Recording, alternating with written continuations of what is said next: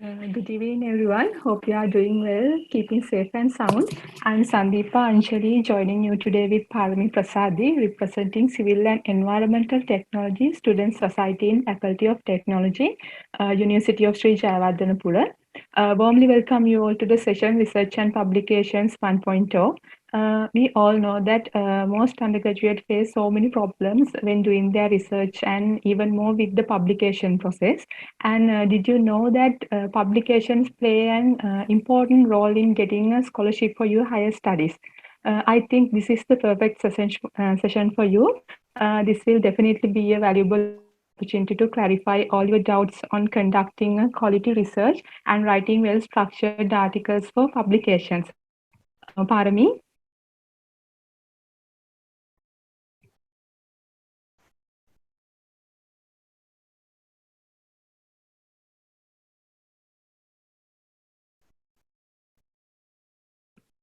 Yes, Sandeepa. Okay, now we'll move on to our session. So, our guest speaker, a special character, is joining with us to conduct today's session. She is Professor Meththika Vithange, Professor of Faculty of Applied Sciences, University of Sri Jayewardenepura. She is the founder and the director of the Ecosphere Resilience Research Center. She's the highest citation researcher in Japura, as she has 11,000 citations and was listed in the top 2% list in 2017 in Global Citation Ranking list. So we warmly welcome you to this evening and invite you to continue this today's session. So over to you, Professor Meththika. Thank you, Parami. Thank you, Sandeepa. Thank you very much for inviting me into this session on publications and improving knowledge on research and so on. I hope you're getting knowledge on research and writing research in science. So that is very important. We'll move into in the lecture and learn a little bit about how research is important for your career and how to write or how to structure a publication which will improve your career status. As Sandeepa mentioned, it will help you to receive more prestigiousness, receive scholarships, receive a lot of credentials and recognition from various bodies, as well as it will be very helpful for your career development. So this particular lecture has two sides. I will try to activate you, wake you, because you are the future of science in Sri Lanka. So I will take some examples from my life, my research life, and my undergraduate, postgraduate life to show you how you can build your own life to become world recognized researcher or world recognized scientist that will let you to be satisfied with yourself. So it is very important for you to understand who you are, because every one of you who have joined here have gone through a lot of difficulties in life, right? Because we are facing difficult exams. A-level is one such exam. So from A-levels, you are being selected to the university. So only a small percentage of students are being selected into the university system. So that indicates that you are talented.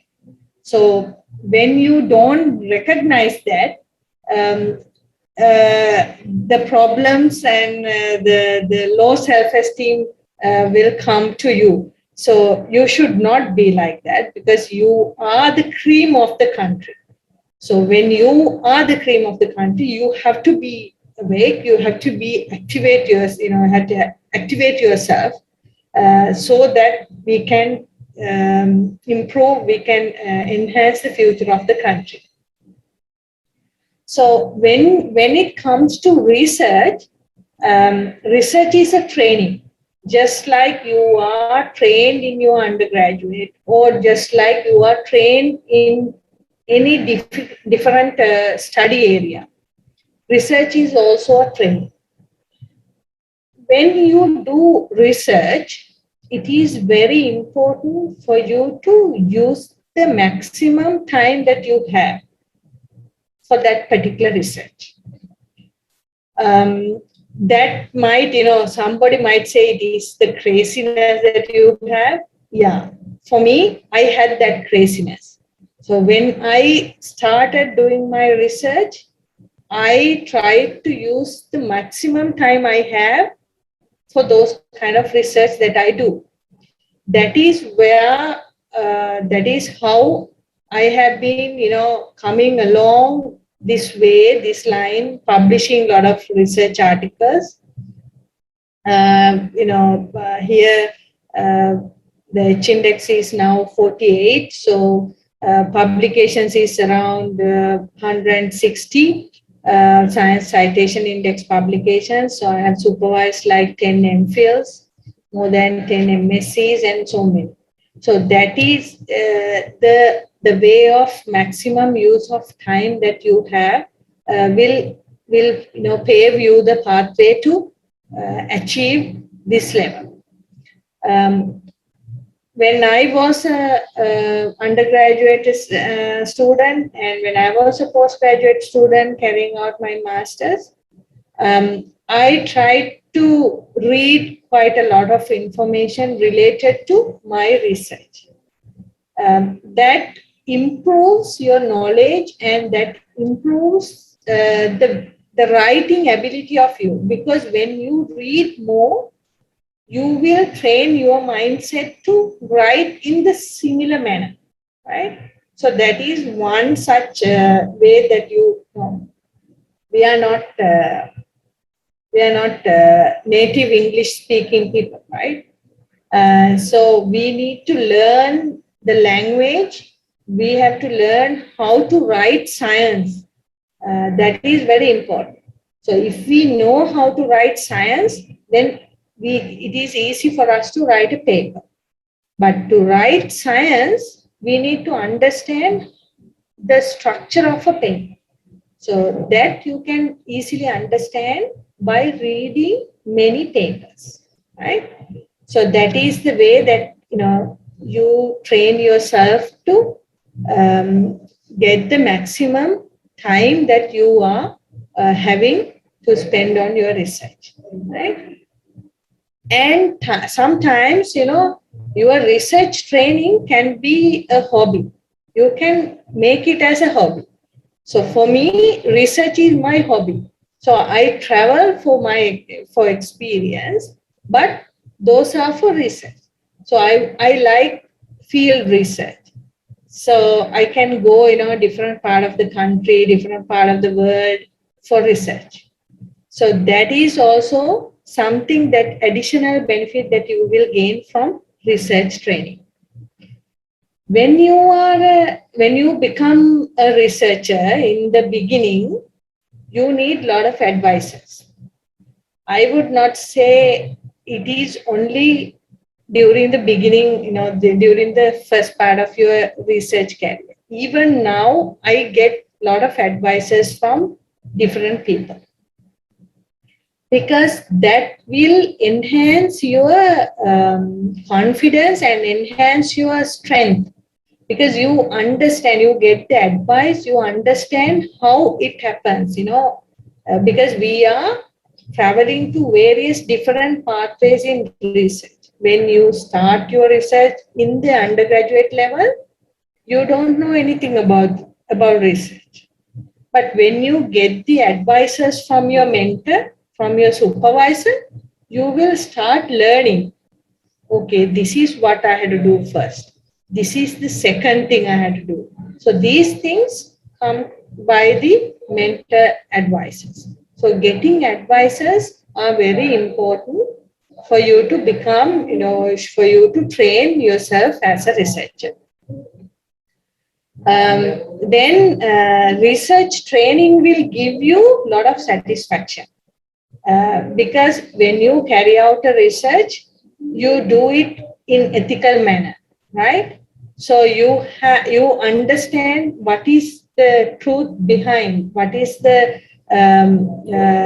what is the things behind in your research.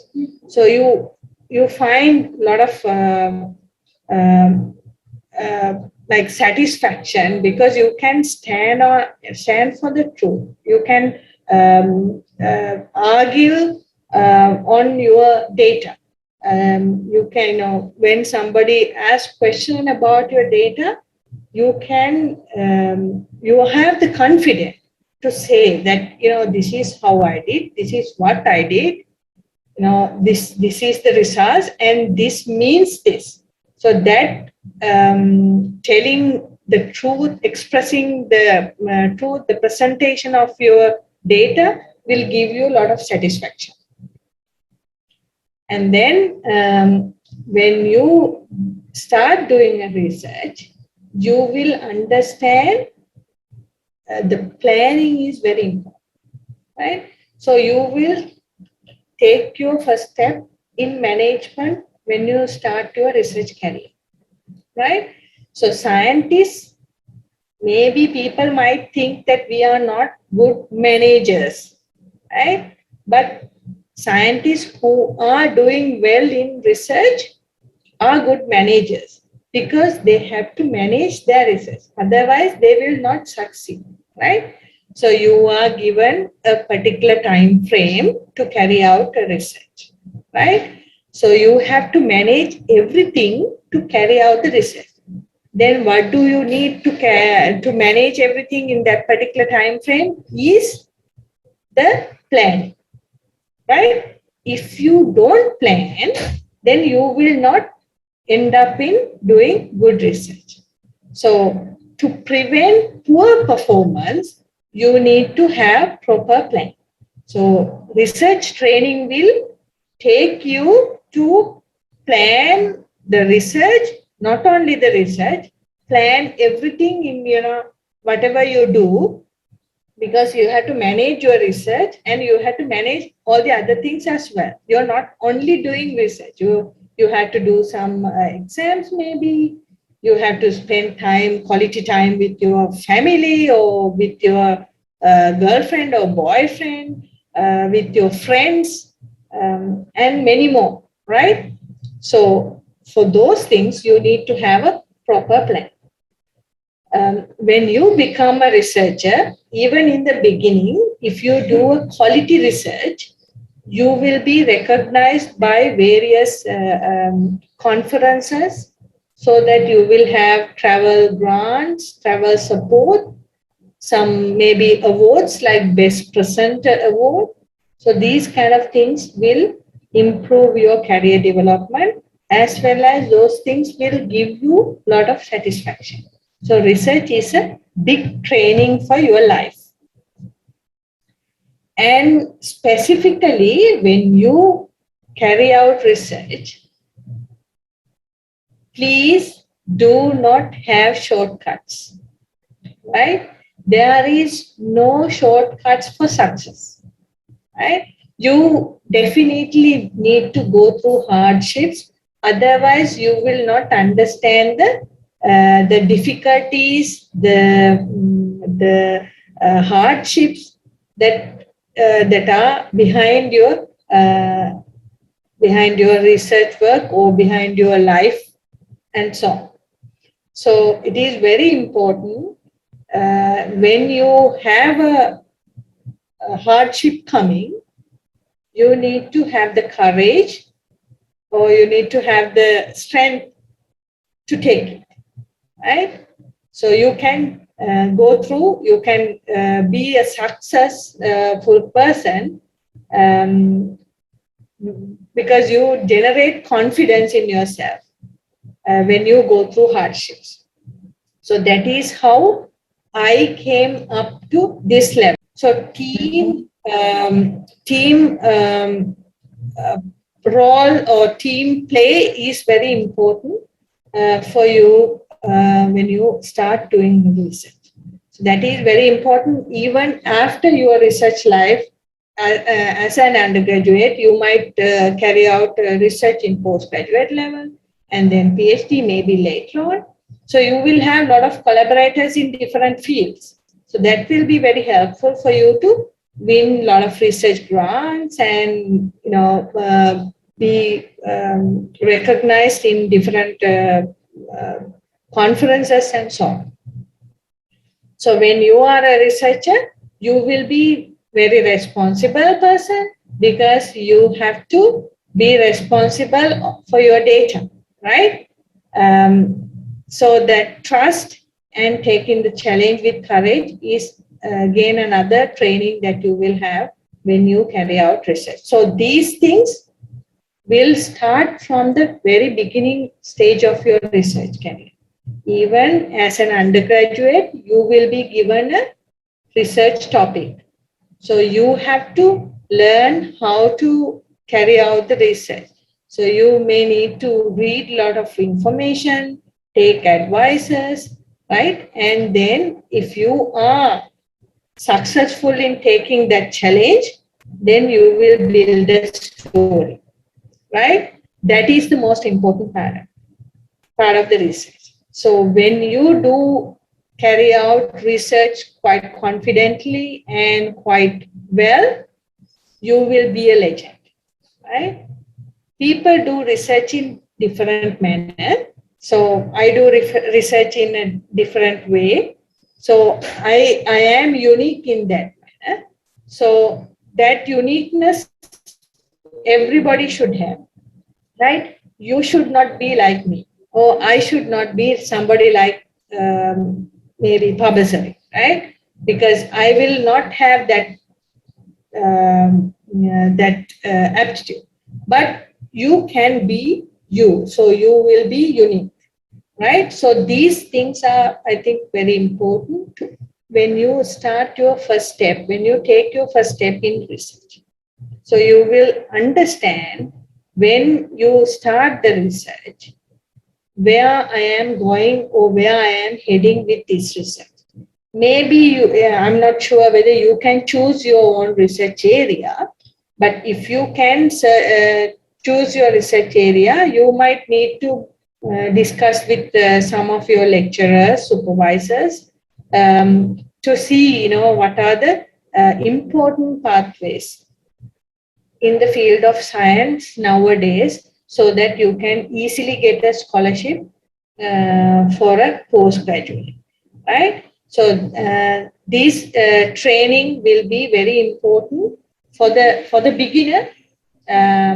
So if that training is given to you, I'm sure everyone will come into level like a legend in research quite easily. So let's move on, to research. So what is research? So beforehand, I will ask you a question. Do you know the difference between question and a problem? Anybody from the audience? Do you have any idea about the difference between a question and a problem? Any volunteers to answer?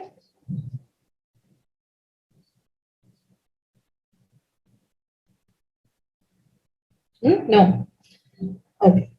Questions, I'm sure you have answered many questions throughout your lifetime, right?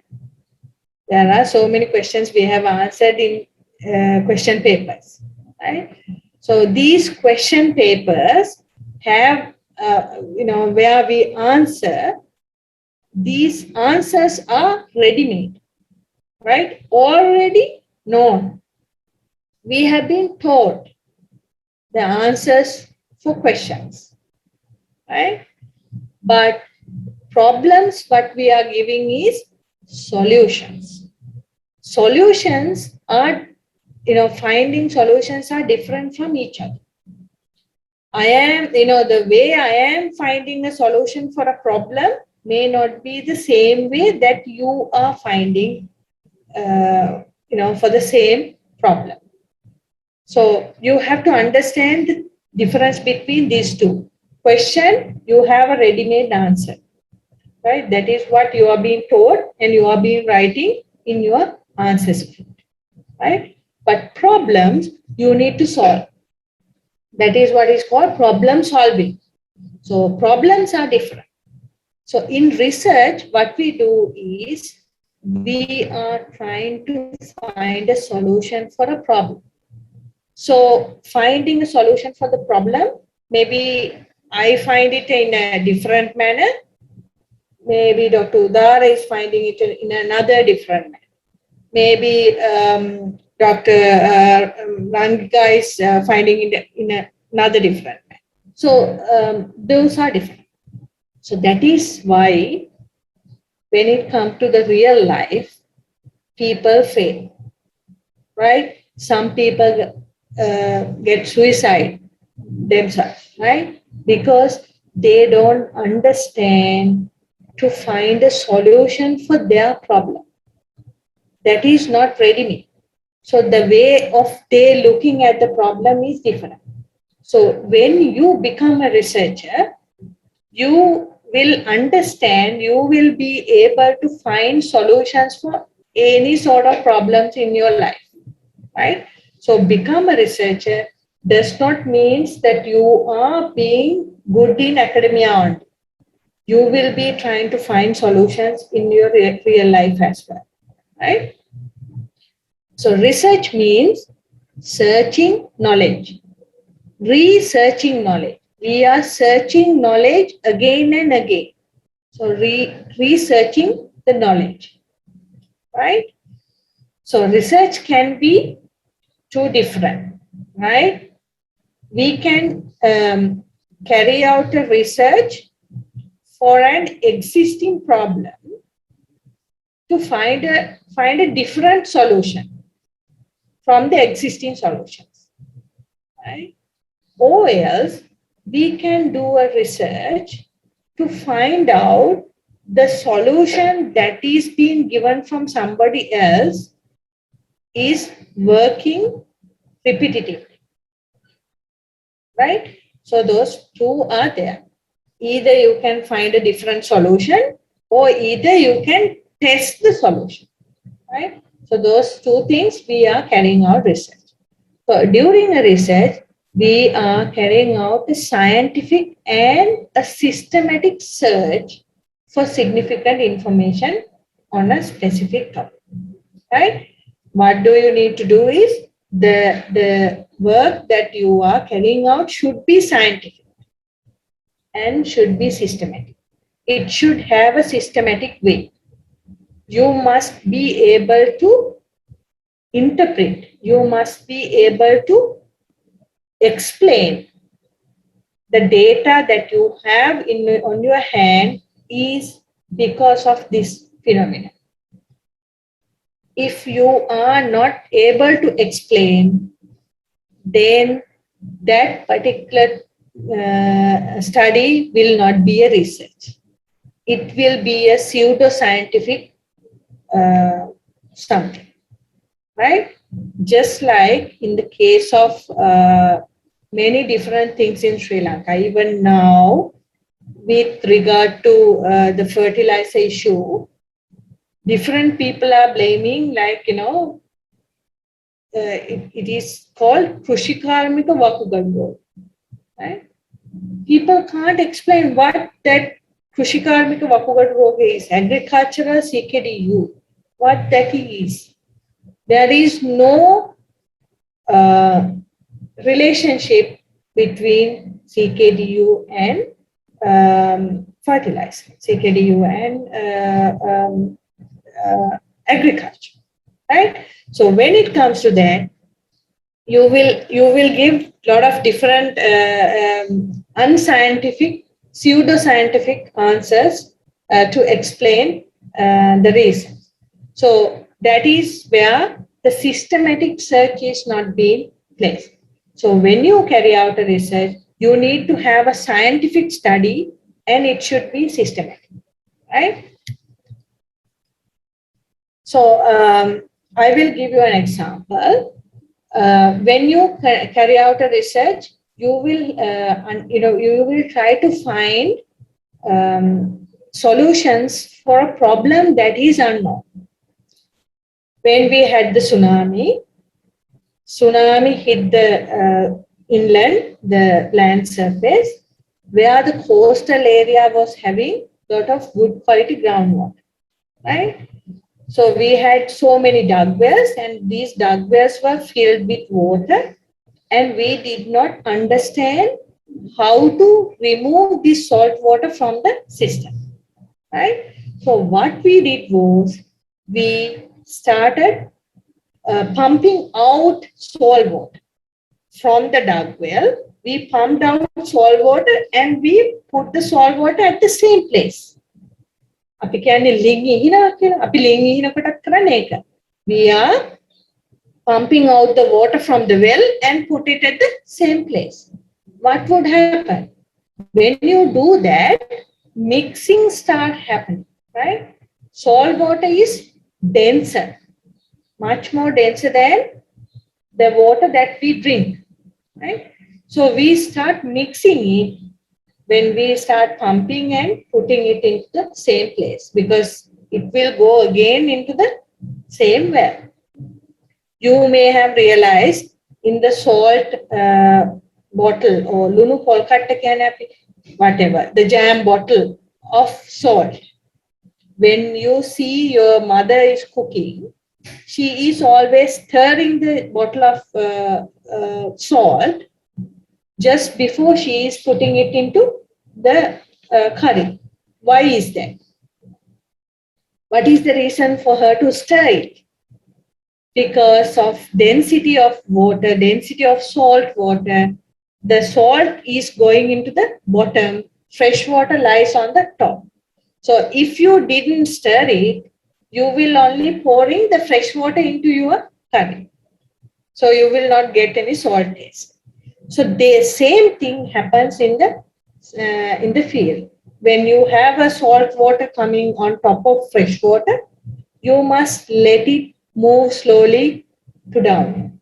It will automatically, naturally, salt water will go down. If you start stirring up, then the saltness will keep for a long time, right? So research is very important for you to understand phenomena,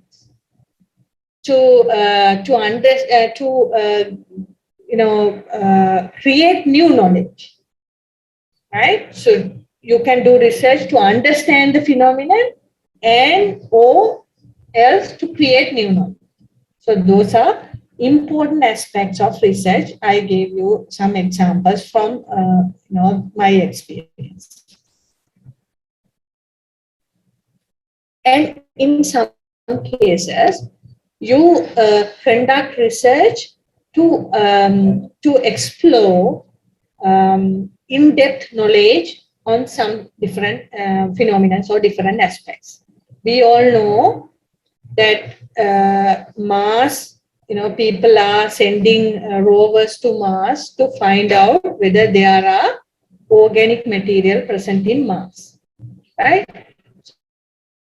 So all these rovers were not successful in finding any organic matter present in Mars. But we know there should be organic matter in Mars because there were water, there have been several other things that have been found out. So, but we were unable to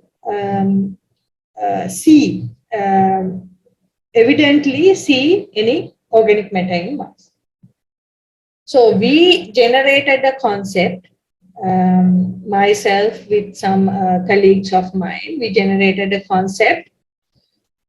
Since Martian soil has a lot of perchloric acid, all these organic matter might have been destroyed or oxidized, right? That is the reason maybe that we don't find any organic matter in Martian soil. So we carry out research from soils in Sri Lanka.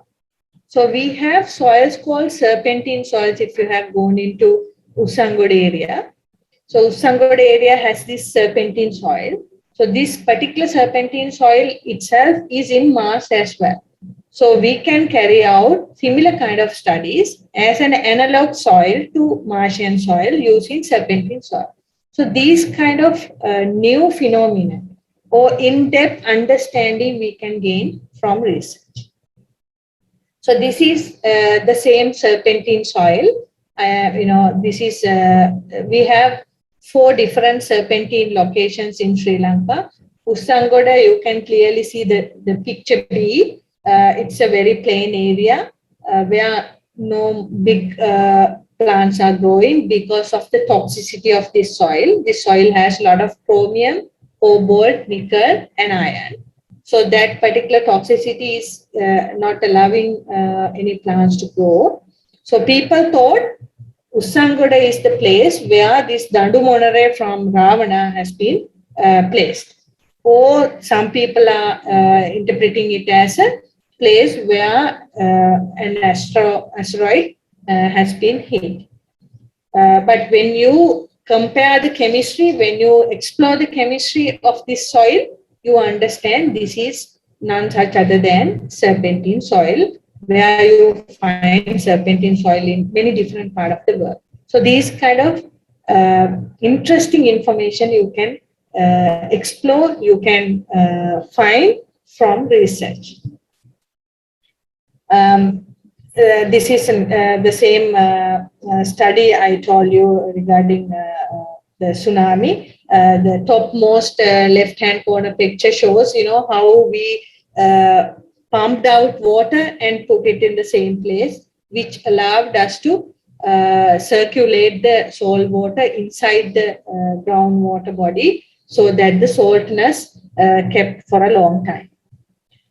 And in the case of Express Pearl, you have seen, many different aspects, many different views on Express Pearl regarding the plastic pollution, regarding the oil pollution, regarding the chemical pollution. So these are the things that we can gain from research. We can do research for our curiosity because we don't know what is happening. So we like to see what is happening in with regard to these kind of accidents, and we can explore, we can expand the existing knowledge from carrying out research, and we can solve problems that are existing using research, and we can find new knowledge. So these are the benefits that we are getting out from research.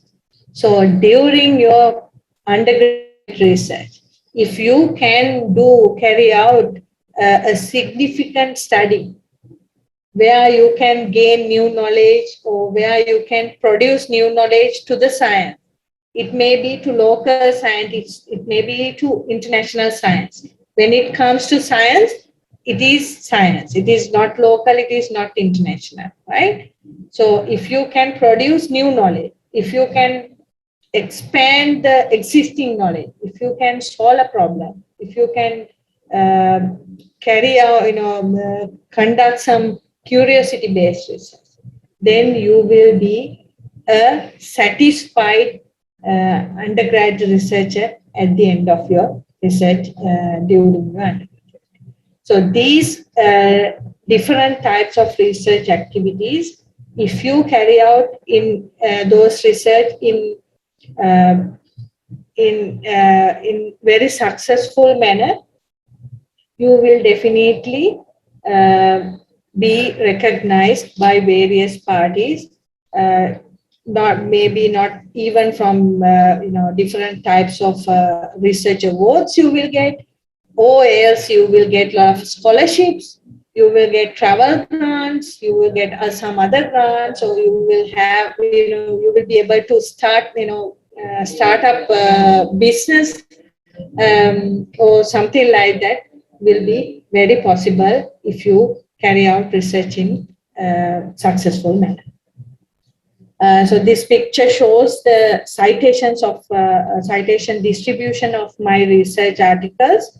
So you can clearly see almost all the continents, like 2/3 of the continents in various countries have been citing my research articles. So that is the satisfaction I am gaining. When you become a internationally recognized researcher, these aspects will be very important, so that that indicates how important your research is to the world science. So that is another satisfaction that you will gain by doing research. So let's move on to the research, findings, how to carry out research, how to write research findings. So why do we need to publish research findings is very important. These 5 aspects are important for you to understand. We are writing research or publishing research to make others aware of your research findings. When you make others aware of your research findings, that will increase the impact of your research and increase the visibility of yourself. Not only yourself, it will increase the visibility of your institute, right? When I publish my research articles in highly recognized journals, it definitely increase the visibility of University of Sri Jayewardenepura. So if you publish good quality science, remember good quality science. Quality science is very important. If you publish low quality science, the international community or whatever, local community even will understand that your quality is low. So any of us would not like to, publish low quality research, right? So you need to publish high quality research findings so that it will increase your impact as well as the visibility of you and your institute. And then it will prevent duplication of research, which will reduce the cost. Let's say in Sri Lanka, we have many different institutes who carry out research, but we don't have a way of tackling those information. So even the granting bodies will grant the same research 2 times because no one knows. If we don't publish, no one knows, right? So that is why publication is important, so that it will prevent duplication of research, so that the cost will be reduced. And when you publish research findings, you will have an endorsement from the international community because your research is being published after review, after peer review. When the peers are reviewing, so they will understand the quality of your research. So that will give an endorsement from the international community, even endorsement for the validity of your data, right? If you don't publish, the data is not valid, right? Because there has not been any review going on, right? And it will advance your career as well as it will give you chances for getting funds. When you organize a scientific paper, when you start writing, even the thesis, but most importantly for a scientific paper, you have 4 questions to answer, right? The very first question is, what is the problem that you are dealing with, right? What is the problem that you are dealing with? That problem discussion is the answer. The answer is the introduction of your scientific paper, right? So in the introduction of your paper, you will give the information regarding the problem that you are focusing on, right? Then you are showing the reader how did you study the problem. That is the materials and methodology section. So you are detailing each of the aspects of your the way of study by writing the materials and method. Then you are giving the results, and you that means what did you find? What did you find? So what are the findings? You are giving the data, right? Then what does the findings mean? That is the most important part of your research paper, right? What does that finding mean? That means the discussion. So I have seen many papers from students, even from senior researchers, that they are just writing the results. They are giving the reader what they have found, but they are not discussing, they are not interpreting, showing this data means this particular aspect. That is very important. Reader is reading your paper to understand what does your data mean, right? So that is very important. So whenever you are writing a scientific paper, remember, you merely should not report the data. You must discuss and say these findings mean this phenomenon, or these finding means this mechanism. That is very important. So the general structure of a research article is, I'm sure you all have seen this: title, abstract, keywords, and then the main text. Main text have this in red: introduction, materials and methods, results and discussion. Then comes the conclusion, acknowledgement, references, and so many other stuff like supplementary data. So this is the general structure of a research article. I'm sure you have seen this and you have learned this thing. If I give you a hint regarding the structuring of your article or the process of writing, in my case, remember, this is unique, right? So it will depend on person to person. In my case, what I first do is I make the figures and tables. I make the figures and tables from my data, right? When I make the figures and tables from my data, I realize I understand the story behind my work, right?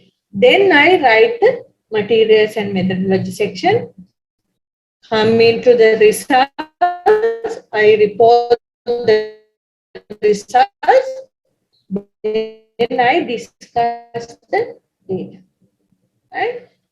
Then only I go to writing the conclusion and the introduction.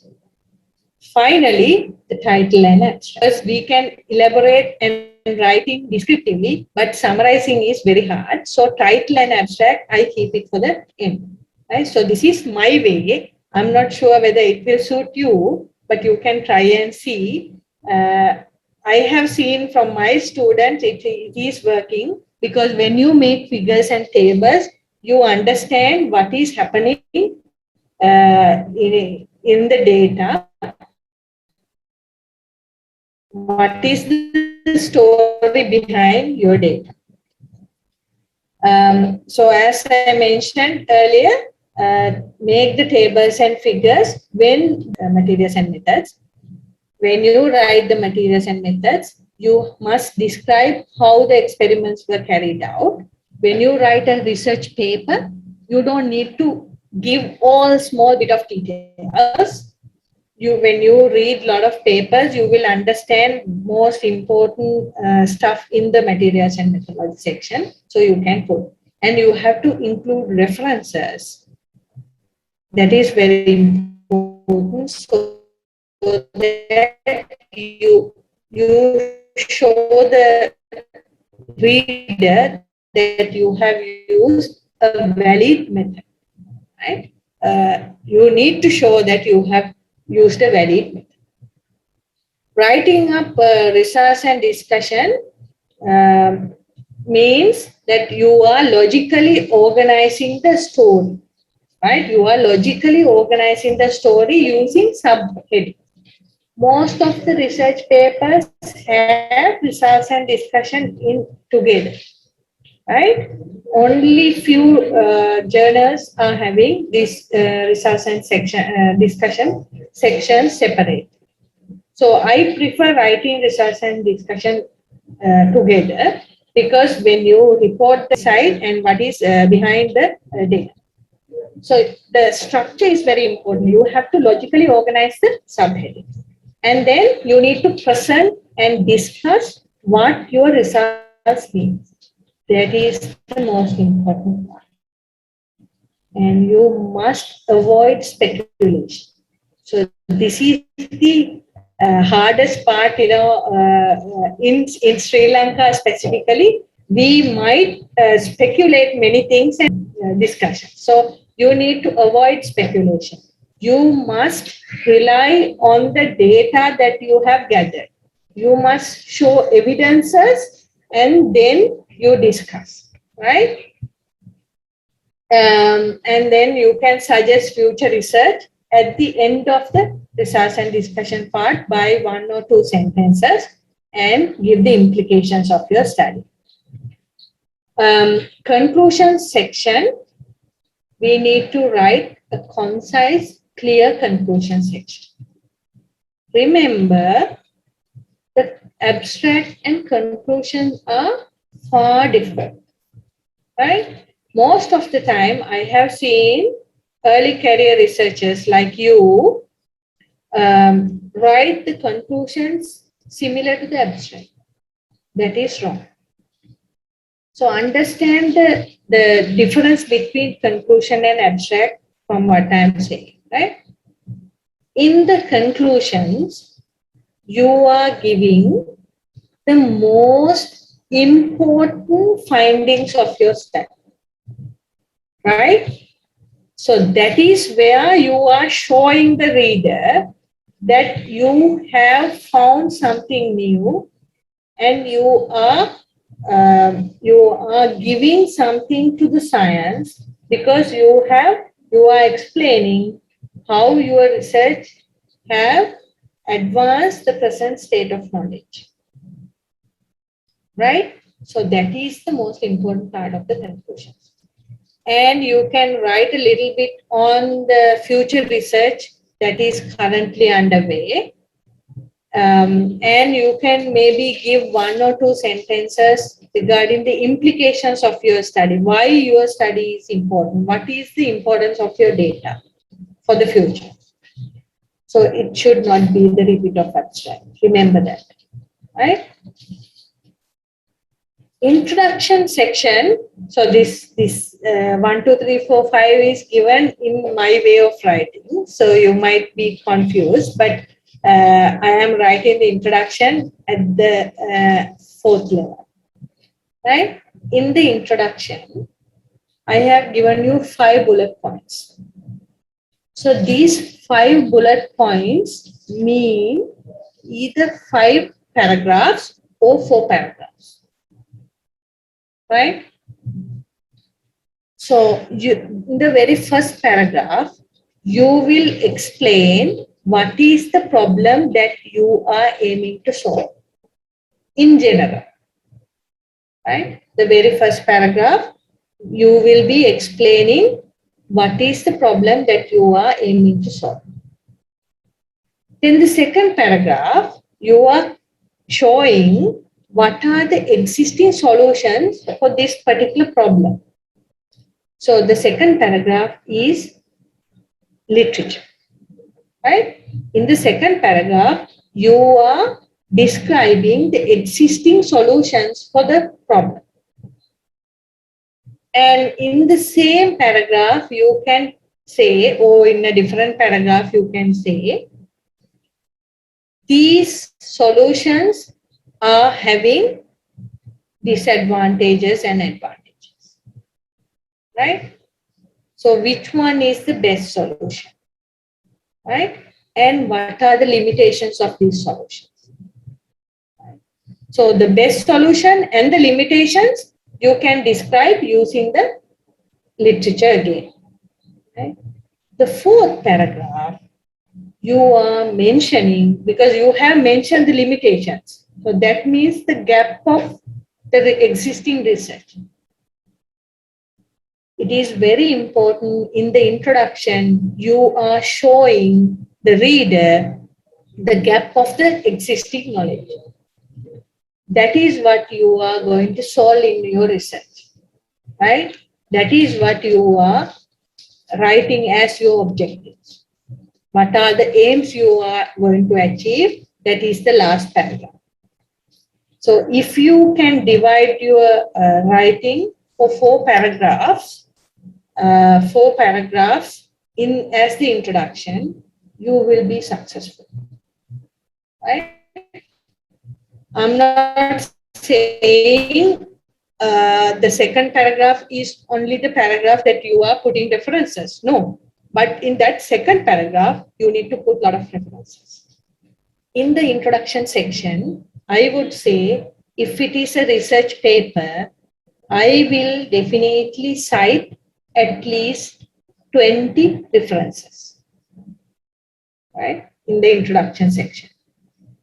If it is a research paper, the maximum number of references I would have is 30 to 35. So the rest is coming in the materials and methodology section and when you describe the results, right? Then let's move into writing the abstract. Abstract is the summary of your article, right? So in the summary of your article, what do you have in the summary of your article? You have the objectives, you have the materials and methodology, you have the results and discussion and the conclusions. If somebody would say, you might need the introduction too. So all these 5 sections should be in the abstract.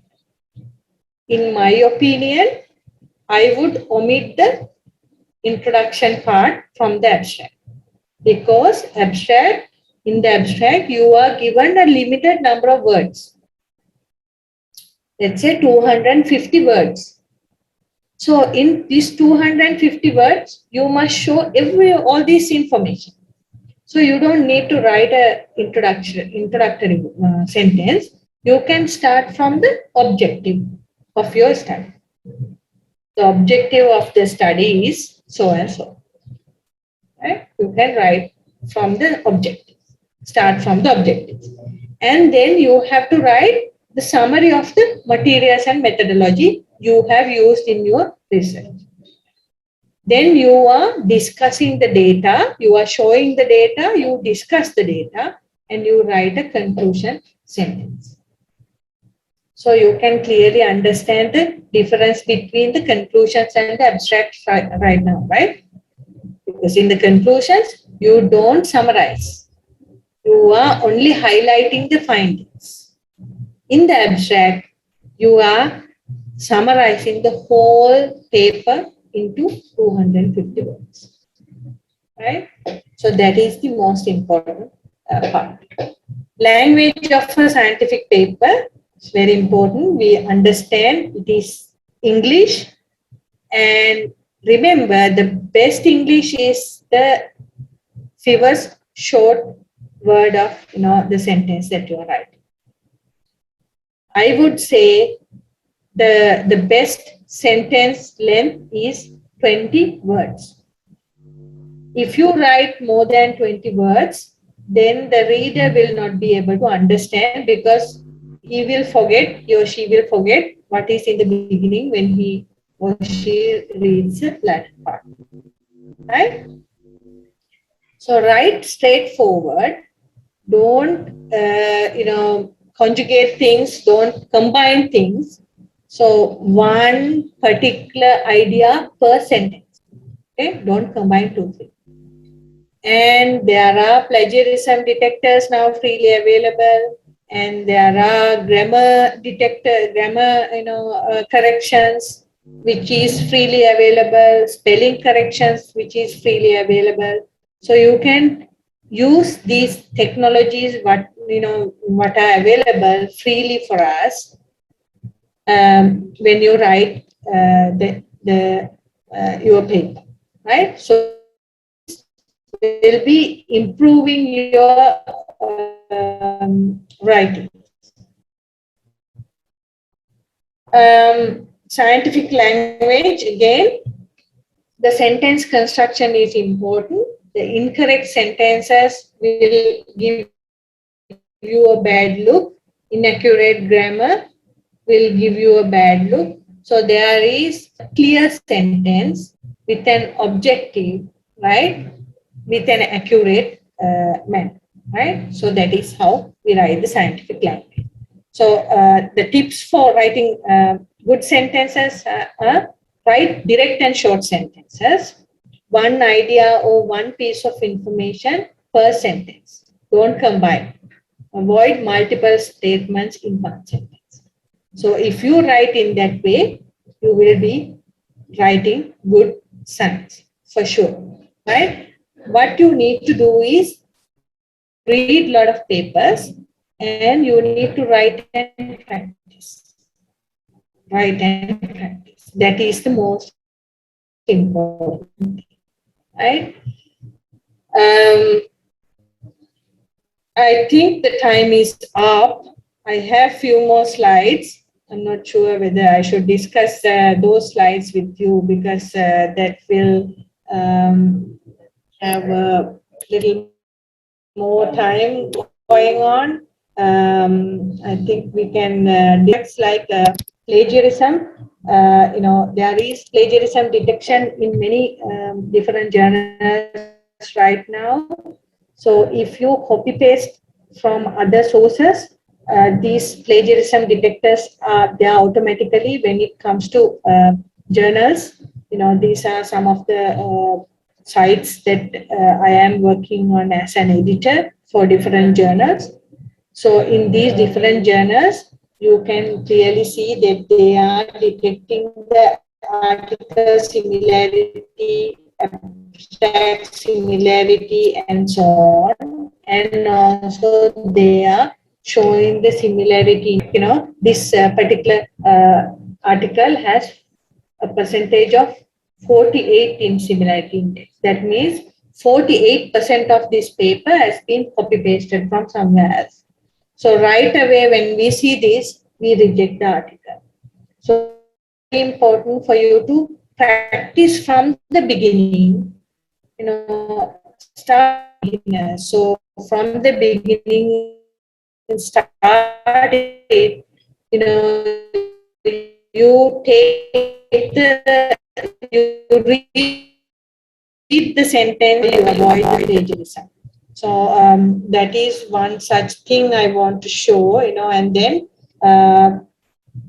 please do not do any unethical things when you carry out research. It may be on data manipulation, it may be from figure manipulation and so on. So these things will end you up in a bad stance and it will give bad visibility for the institute and for you as well. So there are, people who are doing figure manipulation.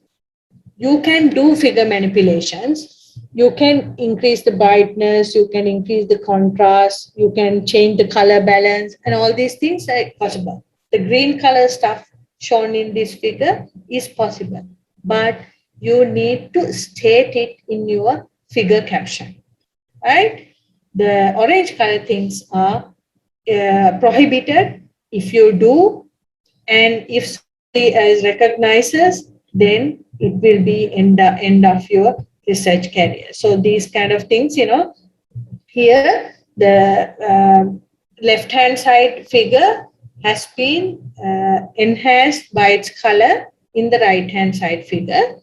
You can do it, but you need to show that, you need to say that we have done this color enhancement using this technique and so on. That is accepted. But if you do this kind of figure manipulation, that is prohibited, and that will be the end of your research career. Some people have done this even in the international community. So they are manipulating some others' figures. They are incorporating some data into the figure. They are rotating the figure, changing colors and so on, and then try to publish. So these will be detected right away. So that will be a big issue later on into your career. So I will give you some tips regarding writing. So whenever you start writing a paper, first define a topic and the audience. Consider to whom that you are writing this to. If you are writing into a good quality journal, then very top class people are reading. So the writing should be very straightforward and concise. You can't write descriptive manner in research papers, right? And you must search and research the literature. When you read a lot of literature, when you search a lot of literature, you will understand the sentence, how the sentence structures are, how the paper has been structured. So these things you can read and go through the literature and learn, right? When you go through the literature, you guys are doing a literature review for your thesis. So for that, you are reading more than 100 papers. So you will not remember all these 100 papers when you start writing your thesis. So at the very beginning, you take notes while reading. Right? Take notes while reading so that you will understand, okay, this part I took from this paper. Otherwise, you will forget. Right? And then you can choose the article that you are wishing to write. You have to be focused. That is very important. That focus should be there. Always you need to focus your writing for the objectives, right? So you have to remember what were the objectives that you had. So all the data and discussion should be aligned for those objectives. You have to write critically and consistently. Critically, you need to discuss this. Vithange et al. Has done this particular study. They have found this data, and our study has similar kind of data. Or if you have different set of data, then you can say, the research data that we have produced are different from Vithange et al. It may be because of this.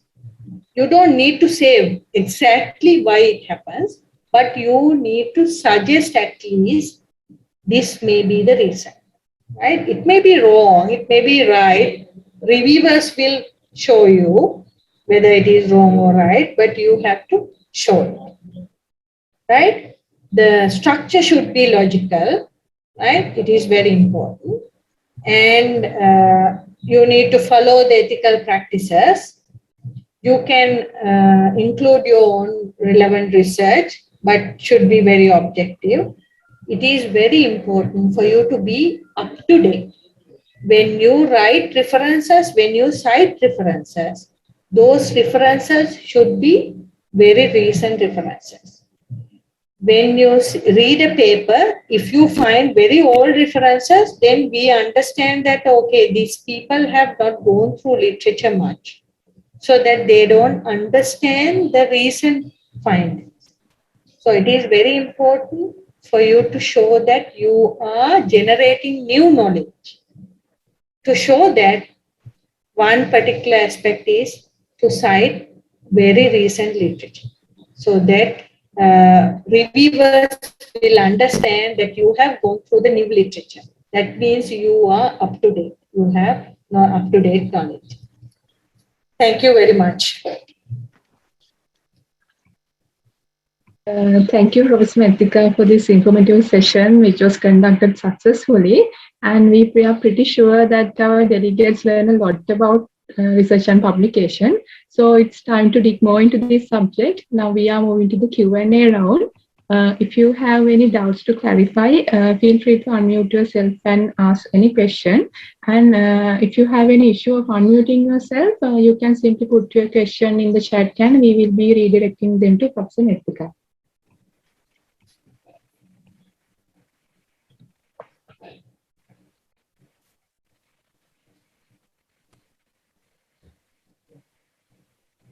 Okay, we got our first question.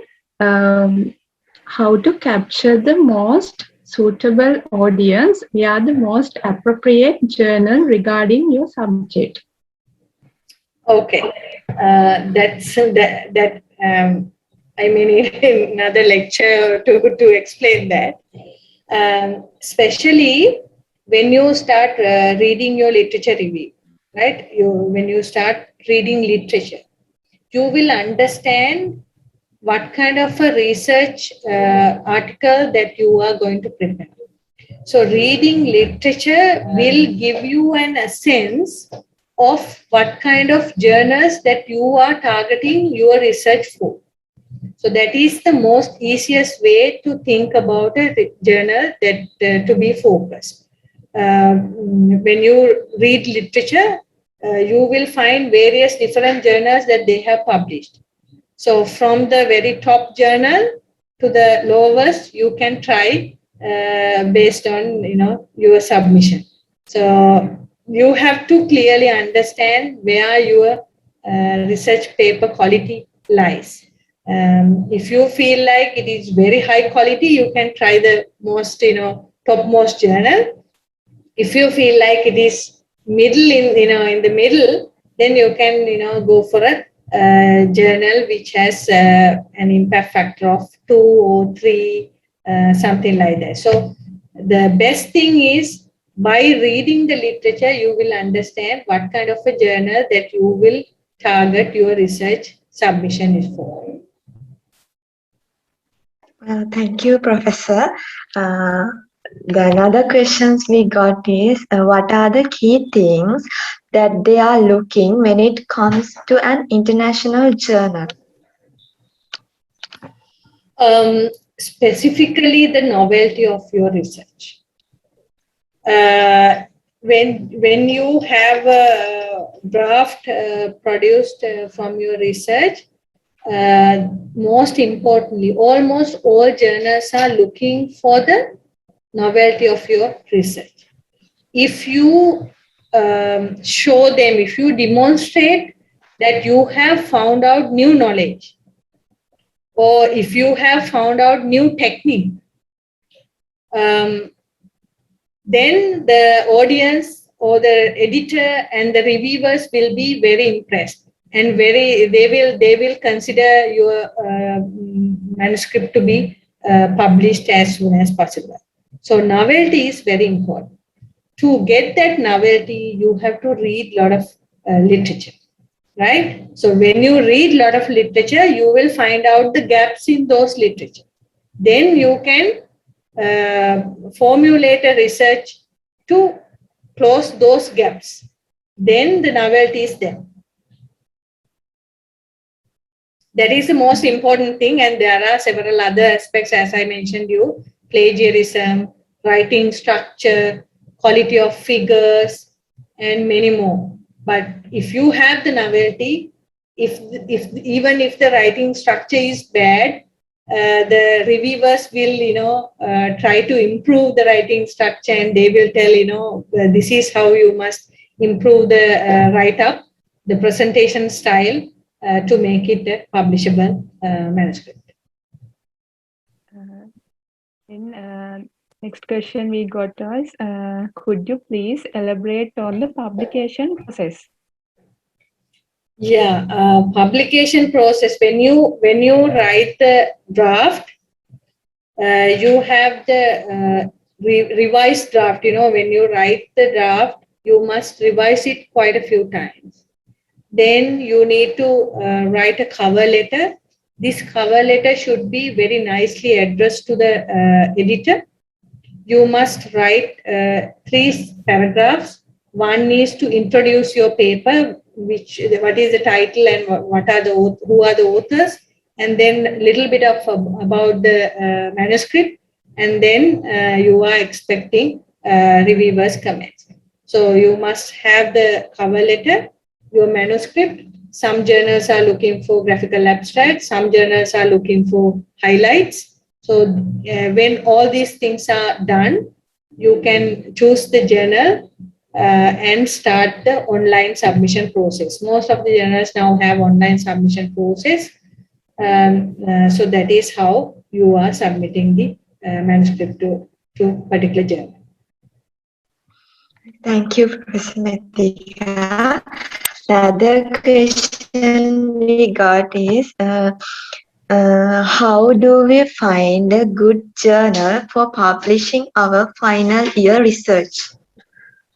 Yeah, it depends on your quality of the research. Quality means, as I mentioned you, it should be novel. If you really have a novel objective in your research, you definitely will be able to publish it in a good quality, high impact journal. If not, if you feel like it is not having a novel idea, and if you are testing some existing phenomenon, you can go for a less impact journal or no impact journal. My advice is try to go for international journals as much as possible. So that will improve your visibility, and that will help you to catch up a scholarship for further studies. Even for a job, even if you have a article in a good quality journal, definitely you will be selected for academic position, even for another job or so on. So depending on the quality of your research. So to understand your quality of research, you need to read a lot, read the literature, so that you will understand where you are, right? By understanding that, you can decide on which journal you should target on. Okay, the next question is, what are the ways of obtaining grants for research, including long-term researchers? Okay, it depends actually. If you are targeting Sri Lankan granting bodies, then you must look into national issues, right? So we have so many national issues. We have fertilizer issue, we have CKDU like health issues, dengue and many other health issues. And then we have so many environmental pollution issues. So these, even human-elephant conflict. So these kind of national issues are there in Sri Lanka. So if you are targeting for Sri Lankan granting bodies, you must target your research proposal on such topics. Then it will be easy for you to get a grant. If you are targeting an international granting body, if it is for environmental kind of research, then you must focus on UN Sustainable Development Goals, right? That will be one easiest way. Or else you can focus on climate change. So it depends. In world context, the research issues are different from the local context. So you have to understand what are the most recent research work that people are working on. Microplastics is a big issue, even in the local context and international context. So these things you will understand by reading.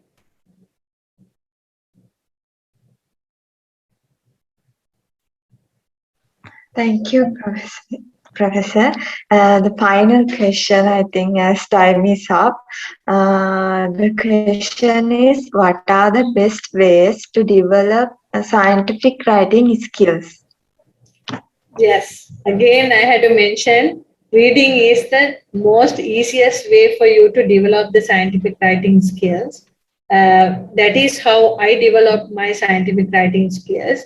I read quite a lot of papers. Even now, I am reading quite a lot of papers every day, at least one paper per day, or at least go through one paper a day.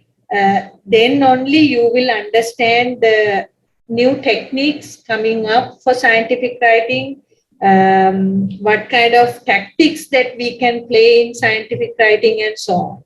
So reading is the best solution. so that we will understand the structure of a sentence, even structure of the paper and so on. So reading will lead you to be a good scientific writer. Thank you so much, Professor Meththika. Since the time is ticking, with that questions, we are concluding our Q&A round. And thank you so much for the interesting questions you asked, showing an active participation. So we have come to the end of today's session, and this is the time for us to record our heartiest gratitude to our guest speaker for joining us today and conducting this informative and knowledgeable session. So I invite Jalia, the president of CETSS, to give his vote of thanks. Over to you, Jalia. Yes, Parami. First of all, I would like to thank Professor Meththika Vithange on behalf of our society for joining us to conduct this event. We all know that you are a busy person, but you gave your valuable time for us. And you made this event very successful, sharing your knowledge and experience. So I'm very thankful for your kind and valuable contribution to conclude this event successfully. Especially our academic advisor, Dr. Udara, who is the backbone of our society, guide us to make all these things happen. Despite his busy schedule, he always makes time to cooperate with us. So thank you so much, sir. Our vice president, secretary, moderators, organizing committee, and all the members of our society worked hard to make these events happen. I'm very thankful for their hard work and I appreciate it so much. Finally, the fact that makes this event successful is our participants. So thank you so much for participating in this event. And I think this may help you all solve your doubts. Thank you so much to all. Thank you very much, Udara and the organizing team for giving me this opportunity. I think I have elaborated you how to become a good researcher. That will make you make your life a successful and satisfactory person. So I would like to see you, every one of you, publishing good quality papers in the near future. All the best. Thank you, Professor Meththika, because this is the first time even I was listening to your presentation, and I'm actually in Norelia now, but I came back to the hotel because I don't want to miss this. And students who joined today, actually, they are really, really lucky because they got to know how to start from the beginning. And we even opened this session to all the university students, and who joined today, they are really want to learn about research and publication, because our undergraduate time we never had this type of session. Everything started with our postgraduate. So these students really lucky to listen this type of valuable presentation, and from a person like you, because you are the legend in our Japura. So I am so much thankful with your busy schedule you join with us, and again I hope you will join with us in near future and to share your knowledge. And this is really important because we need our next generation to join with us. That's how we can continue this. And thank you very much, Professor Meththika. Have a nice day. Thank you. Yeah. You too. Stay safe. Thank you, Dr. Udara. Unfortunately, we have come to the end of the session. We would like to thank you all for joining today and waiting almost for half an hour with us. And we already planned the next session in upcoming Sunday, and we'll share all the details through LinkedIn and our FB page. Hope to meet you then. Have a great day. Good night.